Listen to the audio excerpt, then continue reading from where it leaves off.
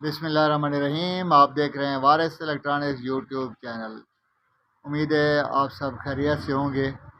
दोस्तों, आज की जो वीडियो मैं बना रहा हूँ, इस वीडियो में हम आपको बताएंगे कि ये 1000 वाट का एक यूपीएस है जो हमारे पास मरम्मत के लिए आया है।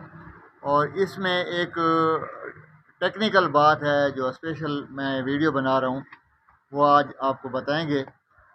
अगर आपने हमारे चैनल को अभी तक सब्सक्राइब नहीं किया तो प्लीज़ हमारे चैनल को सब्सक्राइब कर लें और बेल आइकन के बटन को भी दबा दें ताकि हमारी आने वाली जो वीडियोज़ हैं वो भी आप तक पहुंचती रहें। तो दोस्तों, इसमें ये देखें जी 12 वोल्ट की किट लगी हुई है और ये किट जो है बिल्कुल नई 0 मीटर लगी हुई है। ये एक आदमी ने कहीं से इस्तेमाल शुदा लिया है अपना यूपीएस, और फिर उसकी जो किट है वो इसने नई लगवाई है। किट बिल्कुल ठीक है जी। आप देख सकते हैं कि जो मार्केट में मिल रही हैं किटें, ये उसी में से एक है। और इसकी आईसी की सील देखें जी, अभी तक आईसी की सील जो है वो भी ख़राब नहीं हुई है। इतने तक तो बात ठीक है। अब आते हैं इसके ट्रांसफार्मर पर। ये ट्रांसफार्मर देखें जी, ये तकरीबन 3 इंच का है। तो 3 इंच का जो मोटाई वाला ट्रांसफार्मर होता है, ये 1000 वाट यूपीएस के लिए बिल्कुल ठीक है। अच्छा, आगे देखें जी, इसमें रिवाइंडिंग के वक्त फर्मा नहीं डाला गया। तो फर्मा वैसे अच्छी बात है, सेफ्टी के लिए तो बहुत ज़रूरी है। वो जो प्लास्टिक का बना होता है जिसमें रिवाइंडिंग होती है, उससे ये होता है कि खुदा न खास्ता अगर ट्रांसफार्मर शॉर्ट हो जाए तो फिर इसकी, क्योंकि बॉडी सारी लोहे की होती है, तो करंट लगने का खदशा नहीं होता। लेकिन ये फर्मे के बगैर है। और ये लाहौर में भी तकरीबन जो आजकल रिवाइंडिंग कर रहे हैं ट्रांसफार्मर तैयार आते हैं, उसमें भी फर्मा नहीं होता है। ठीक है। अच्छा, और दूसरी बात यह है कि जो इसके, अब मैं आपको कनेक्शन दिखाता हूँ फ़ैन वाले। ये जहाँ पर फ़ैन वाले कनेक्शन है, तो मैकेनिक ने क्या किया, यहाँ से पॉजिटिव ले लिया है और नेगेटिव जो है ये यहाँ पर मॉड्यूल की जो हीट सिंक है वहाँ से लिया है। और आगे जो है उसने ये एक डायोड और कैपेसिटर के साथ डीसी 12 वोल्ट बनाए हैं और फिर ये डीसी 12 वोल्ट उसने फ़ैन को दिए हैं। तो ये कस्टमर का ये कहना है कि जब से ये उसने मुझे देसी जुगाड़ बना दिया है, तो अब ये झटके देता है और कभी कभी सही नहीं चलता है, कभी सही चलता है। मतलब है उसको थोड़ा प्रॉब्लम आ रहा है, लेकिन ज़रूरी नहीं है कि इसकी वजह से हो। असल बात पर आते हैं कि असल बात यह है कि इसका जो मॉड्यूल है वो रिपेयर शुदा है। तो पहले तो ये देखें जी, ये इसका मॉड्यूल जो है ये 5+5 यानी छठा जो एफईटी है वो उसने नहीं लगाया। तो ये क्यों काम कर रहा है, उसकी वजह ये है कि ये सारे जितने हैं ये पैरेलल लगे होते हैं। यानी अगर आप इसमें 6 लगाएं तो भी काम करेंगे, 4 लगाएं, 3 लगाएं, 2 लगाएं, सब काम करेंगे। उसकी वजह यह है कि इनके कनेक्शन पैरेलल होते हैं। तो पैरेलल का मतलब यह है कि सारे गेट इनके मिले होते हैं, ड्रेन मिले होते हैं और सोर्स भी मिले होते हैं। लेकिन एक बात है कि जब आप इसमें एफईटी कम लगाएंगे तो फिर ये ज़्यादा पावर वाली चीज़ें जो हैं जब चलाएंगे तो फिर ये जल्दी ख़राब होगा। ठीक है। अच्छा, आप देखें इसमें एक और बात कि इसमें जो ड्रेन है उसने कनेक्शन नहीं किए। ये दरमियान वाला ड्रेन है, कनेक्शन नहीं किए। तो मैं आपको बता दूं कि जो ये दरमियान वाला कनेक्शन होता है, ये इसकी ऊपर वाली जो पतरी है उसके साथ अंदर से अटैच होता है। तो दरमियान वाला कनेक्शन ड्रेन वाला उसने इधर से नहीं किया, जबकि ये जो ऊपर पतरी है ये हीट सिंक पर मिल गई है। तो इसका मतलब है कि सारे ड्रेन आपस में मिल गए हैं और फिर उसने नीचे से इसका कनेक्शन ले लिया है। तो जितने ट्रांजिस्टर हैं या एफईटी हैं जिनकी ये मेटल वाली वो होती है पत्ती, तो ये सेंटर के साथ कनेक्ट होती है। ये बात आप जहन में रख लें।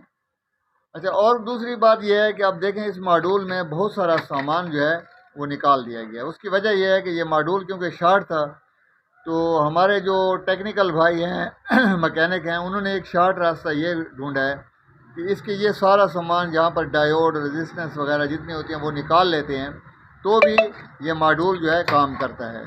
लेकिन उस तरह काम नहीं करता जैसे तमाम कंपोनेंट्स लगे हुए हों। लेकिन काम करता है। एक ये देसी जुगाड़ है, शॉर्ट रास्ता है। अच्छा, इसमें यहाँ पर देखें, यहाँ पर 100R की रेजिस्टेंस लगी हुई है, वो भी सारी निकाल दी हैं। तो ये ज़रूरी होती हैं। तो फिर उसका मैंने यहाँ पर देखा है, उसने बैक साइड पर एक रेजिस्टेंस लगा दी है। ये देखें जी, ये नज़र आ रही है आपको। तो क्योंकि ये सारे आपस में पैरेलल लगे हुए हैं, तो उसने बजाय इसके कि अलग-अलग रेजिस्टेंस लगाने के यहाँ पर एक लगा दी है। इधर भी देखें जी, ये एक रेजिस्टेंस लगी हुई है और बाकी जो है ना, इसमें मुझे कोई कंपोनेंट नज़र नहीं आ रहा जो उसने लगाया हो। बाकी हर चीज़ उसने निकाल दी है।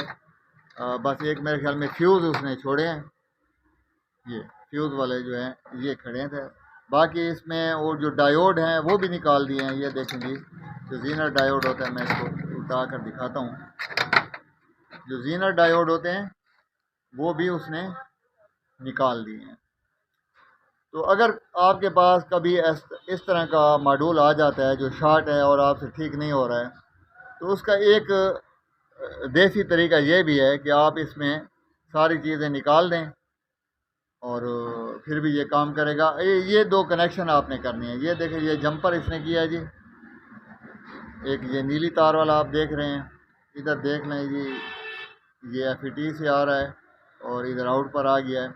और इधर भी देख लें, ये FET पर आ रहा है। FET के किस चीज़ से आ रहा है ये मैं भी दिखाता हूँ आपको। ये सोर्स से आ रहा है, ठीक है। FET के सोर्स से उसने यहाँ पर आउट निकाल दिया है और दरमियान में तो ग्राउंड वैसे भी होता है। इधर ये जो यहाँ पर हम स्क्रू लगाते हैं, यहाँ पर देखें जी B1 B2 लिखा हुआ है और दरमियान वाला ग्राउंड होता है। तो आज की वीडियो में ये इसलिए मैं बना रहा था कि मैंने कहा आपको अगर मॉड्यूल का मसला कभी पड़ जाता है तो इस तरीके से आप डायरेक्ट फ़िलहाल चला सकते हैं जब तक आपको ये मॉड्यूल नहीं मिलता मार्केट में।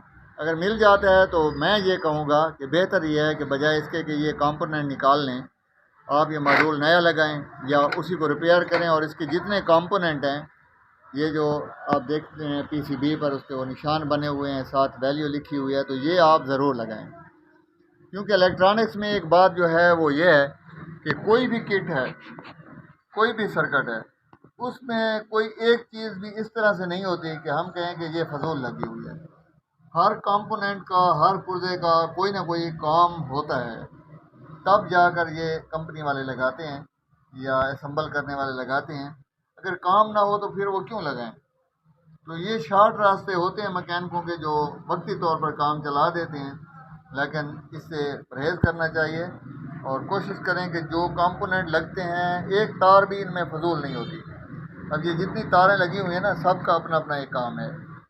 इधर देखें जी, हमारे मैकेनिक हजरात जो पुराने हैं उनको तो सारे याद होते हैं कि पहला इन्वर्टर है, दूसरा जो है ये नेगेटिव होता है। इस साइड पर ये जहाँ पर रेड का कलर की तार लगी है ये भी नेगेटिव होता है। तीसरा जो है ये AC 221 का इन है जी, पॉजिटिव का। चौथा जो है ये आपका क्या है जी, चौथे पर लिखा हुआ है, इधर देखें जी, UPS आउट लिखा हुआ है, ठीक है। चौथा UPS आउट होता है और आखिरी जो छठा है ये चार्जिंग वाला जो पॉइंट है ट्रांसफार्मर का वो होता है, ठीक है। और दूसरा दोनों तरफ से ग्राउंड होता है, अर्थ होता है। यहाँ पर इसको 12 वोल्ट मिलते हैं क्योंकि ये 12 वोल्ट की किट है। जो 24 वोल्ट की होगी उसका यहाँ पर भी कोई सामान और लगा होगा, 12 वोल्ट में नहीं होता है, ठीक है। और 24 वोल्ट वाली किट को आप 12 वोल्ट वाली भी बना सकते हैं, लेकिन उसमें कुछ चेंजिंग करनी पड़ती है, ठीक है।